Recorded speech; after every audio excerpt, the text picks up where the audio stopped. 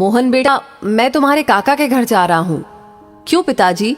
और आप आजकल काका के घर पहुंच जा रहे हो? आपका मन मान रहा हो तो चले जाओ। लो, ये पैसे रख लो, काम आएंगे। पिताजी का मन भर आया। उन्हें आज अपने बेटे को दिए गए संस्कार लौटते नजर आ रहे थे। जब मोहन स्कूल जाता था वो पिताजी से जेब खर्च लेने में हमेशा हिचकता था, क्योंकि घर की आर्थिक स्थिति ठीक नहीं थी। पिताजी मजदूरी करके बड़ी मुश्किल से घर चला पाते थे, पर माँ फिर भी उसकी जेब में कुछ सिक्के डाल देती थी, जबकि वो बार बार मना करता था। मोहन की पत्नी का स्वभाव भी उसके पिताजी की तरह कुछ खास नहीं था। वो रोज पिताजी की आदतों के बारे में कहा सुनी करती थी। उसे ये बड़ों से टोका टाकी पसंद नहीं थी। बच्चे भी दादा के कमरे में नहीं जाते।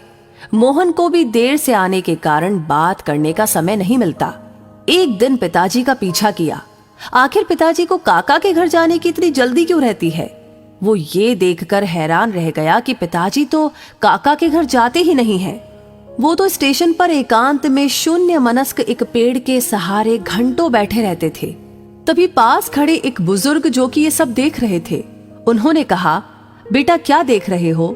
जी वो, अच्छा तुम उस बूढ़े आदमी को देख रहे हो?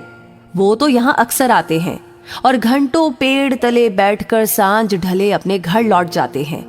किसी अच्छे संभ्रांत घर के लगते हैं। बेटा ऐसे एक नहीं अनेकों बुजुर्ग माए बुजुर्ग पिता तुम्हें यहाँ पर आसपास मिल जाएंगे।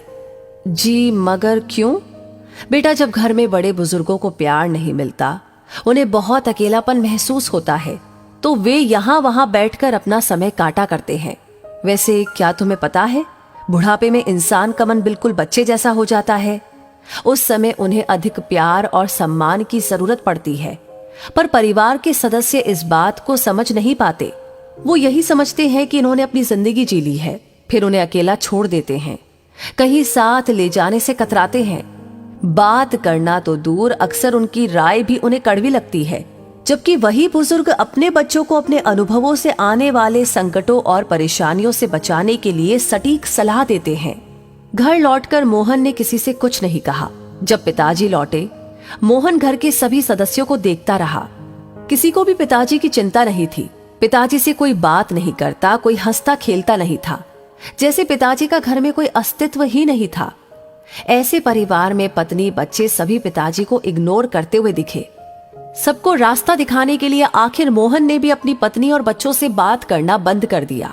वो काम पर जाता और वापस आता, किसी से कोई बातचीत नहीं।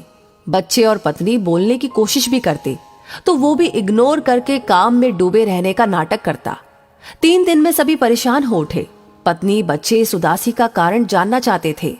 मोहन ने अपने परिवार को अपने पास बिठाया, उन्हें प्यार से समझाया कि मैंने तुमसे 4 दिन बात नहीं की तो तुम कितने परेशान हो गए। अब सोचो जरा, तुम पिताजी के साथ ऐसा व्यवहार करके उन्हें कितना दुख दे रहे हो। मेरे पिताजी मुझे जान से प्यारे हैं, जैसे तुम्हारी माँ। और फिर पिताजी के अकेले स्टेशन जाकर घंटों बैठकर रोने की बात छुपा गया। सभी को अपने बुरे व्यवहार का खेद था। उस दिन जैसे ही पिताजी शाम को घर लौटे तो तीनों बच्चे उनसे चिपट गए।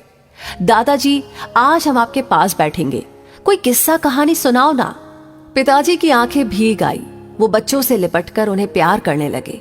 और फिर जो किस्से कहानियों का दौर शुरू हुआ वो तो घंटों चला। इस बीच मोहन की पत्नी उनके लिए फल तो कभी चाय नमकीन लेकर आती। पिताजी बच्चे और मोहन के साथ स्वयं भी खाते और बच्चों को भी खिलाते। अब घर का माहौल पूरी तरह से बदल गया था। एक दिन मोहन बोला, पिताजी क्या बात है, आजकल काका के घर नहीं जा रहे हैं? नहीं बेटा, अब तो अपना घर ही स्वर्ग लगता है। आज सभी में तो नहीं, लेकिन अधिकांश परिवारों के बुजुर्गों की यही कहानी है। बहुधा आसपास के बगीचों में, बस अड्डे पर, नजदीकी रेलवे स्टेशन पर परिवार से तिरस्कृत भरे पूरे परिवार में एकाकी जीवन बिताते हुए ऐसे कई सारे बुजुर्ग देखने को मिल जाएंगे। आप भी कभी न कभी अवश्य बूढ़े होंगे, आज नहीं तो कुछ वर्षों के बाद। जीवन का सबसे बड़ा संकट है बुढ़ापा। घर के बुजुर्ग ऐसे बूढ़े वृक्ष है जो बेशक फल न देते हो, पर छांव तो देते ही हैं।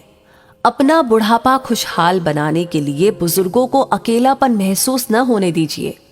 उनका सम्मान भले ही न कर पाए, पर उन्हें तिरस्कृत ना करें। उनका ख्याल रखें।